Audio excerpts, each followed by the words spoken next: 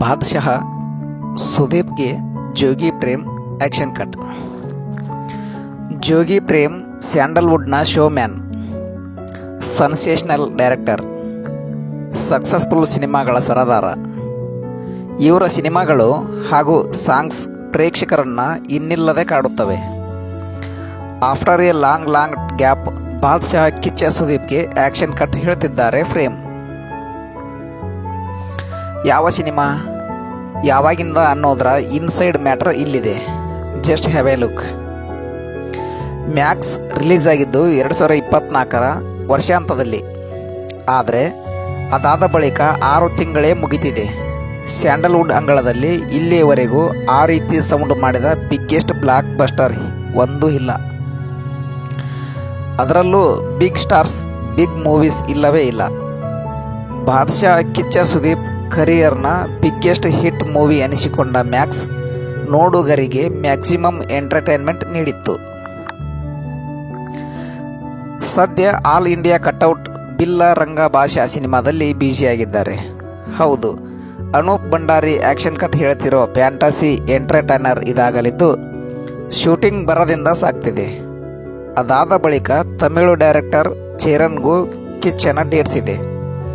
ಆದ್ರೀಗ ಅದಕ್ಕೂ ಮುನ್ನ ಮತ್ತೊಂದು ಸಿನಿಮಾ ಕೇಳಿ ಬರ್ತಿದೆ. ಅದು ನಮ್ಮ ಕನ್ನಡದ ಡೈರೆಕ್ಟರ್ ಜೊತೆ ಅನ್ನೋದು ಇಂಟ್ರೆಸ್ಟಿಂಗ್. ಎಸ್, ಕಿಚ್ಚ ಸುದೀಪ್ ಬಿಲ್ಲರಂಗ ಭಾಷಾ ಸಿನಿಮಾದ ಜೊತೆಗೆ ಮತ್ತೊಂದು ಸಿನಿಮಾದಲ್ಲಿ ಬಣ್ಣ ಹಚ್ಚಲಿದ್ದಾರೆ.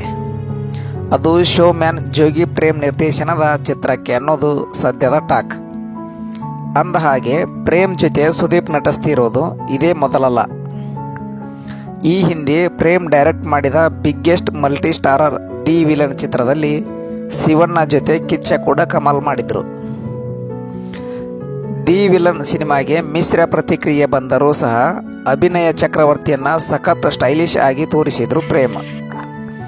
ಒಳ್ಳೊಳ್ಳೆಯ ಲುಕ್ಸ್ ಆ್ಯಂಡ್ ಕಾಸ್ಟ್ಯೂಮ್ಸ್ ಟ್ರೈ ಮಾಡಿಸಿದ್ರು.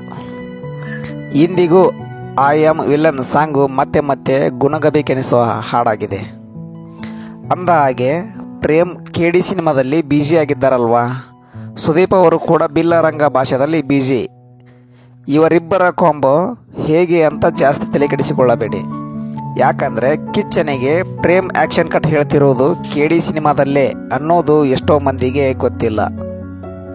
ಎಸ್, KVN ಪ್ರೊಡಕ್ಷನ್ನಲ್ಲಿ ತಯಾರಾಗ್ತಿರೋ ಕೆಡಿ ಸಿನಿಮಾದಲ್ಲಿ ಧ್ರುವ ಸರ್ಜಾ ಜೊತೆ ಸಂಜಯ್ ದತ್, ರಮೇಶ್ ಅರವಿಂದ್, ರವಿಚಂದ್ರನ್, ಶಿಲ್ಪಾ ಶೆಟ್ಟಿ ಸೇರಿದಂತೆ ದೊಡ್ಡ ತಾರಾಗಣವಿದೆ. ಇದೀಗ ಆ ಲಿಸ್ಟ್ಗೆ ನಮ್ಮ ಬಾದಶಾಹ ಕಿಚ್ಚ ಸುದೀಪ್ ಹೊಸ ಸೇರ್ಪಡೆ ಆಗ್ತಿದೆ. ಶೂಟಿಂಗ್ ಸದ್ಯದಲ್ಲೇ ಕಿಕ್ ಸ್ಟಾರ್ಟ್ ಆಗಲಿದ್ದು ಇದು ಕಿಚ್ಚನ ಸ್ಪೆಷಲ್ ಅಪಿರಿಯನ್ಸ್ ಎನ್ನಲಾಗ್ತಿದೆ. ಇತ್ತೀಚೆಗೆ ಸ್ವಿಟ್ಜರ್ಲೆಂಡ್ಗೆ ತೆರಳಿದ್ದ ಟೀಮ್ ಕೆಡಿ ಅಲ್ಲಿ ಸೆಟ್ ಆಗಲ್ಲ ಹೋಗಿ ನಂಗೂ ನಿಂಗೂ ಸಾಂಗ್ ಚಿತ್ರಿಸಿಕೊಂಡು ಬಂದಿದೆ. ಸದ್ಯ ಕಿಚ್ಚನ ಸ್ಪೆಷಲ್ ಎಂಟ್ರಿ ಸೀನ್ಸ್ ಮುಗಿದ್ರೆ ಸಿನಿಮಾದ ಪ್ರಮೋಷನ್ಸ್ ಶುರು ಮಾಡಲಿದೆ.